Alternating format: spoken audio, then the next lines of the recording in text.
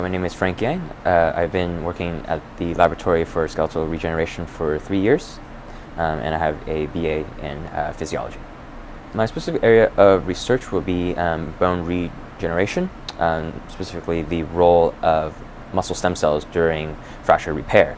As we know, when we break our bones, have any sort of trauma, we want to try to fix that as soon as possible and without any complications. And what that entails really is just a number of processes in your body coordinating and having a sort of concerted effort towards this ultimate goal of restoring function, having regeneration. And from those different factors, I'm studying the role of surrounding musculature, specifically satellite cells, which are the stem cells that give rise to new muscle fiber and could also potentially have other different roles. So I'm really just looking at essentially one pathway that's feeding into this whole effort of regenerating bone as well as regenerating soft tissue so that you can once again be functional. I was actually very scientifically minded as a child.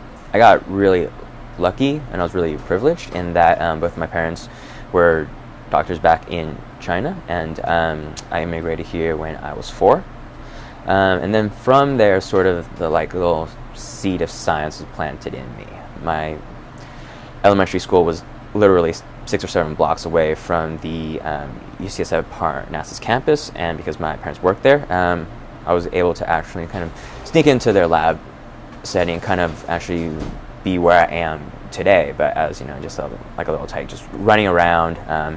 As however old I was, 8 or 9, that was just something that was very novel, very interesting to me, and it sort of just took off from there.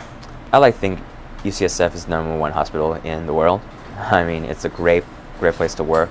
It's sort of an understatement to say that a lot of bright minds have come through UCSF, and just with the resources that the school has, it opens a lot of doors, especially in science. No matter what you want to dabble in, there's many branches you can take, and working at UCSF really helps to facilitate where you want to be, in my opinion.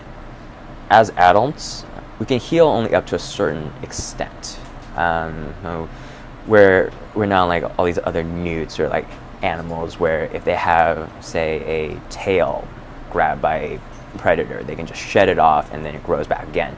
As human adults, we're really limited in what we can regenerate, but bone and soft tissue are sort of the two that are very capable, very able to regenerate back to almost the original state. It's kind of like if we were to break a bone, we put it in a cast, we will wait, and hopefully everything will be back normal and functioning 100%. And in 99% of cases, this is true, and this is very unique.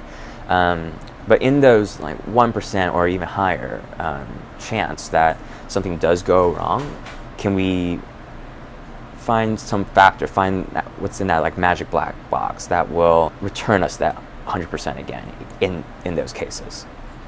As a scientist, it's a lot of data collection, and what that really entails is doing experiments, doing diagnostics, running tests.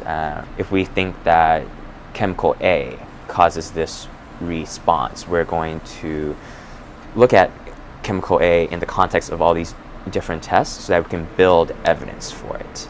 So my day pretty much comes down to running all these tests, interpreting all my numbers, and sort of planting trees so I can see the forest of what I'm going for.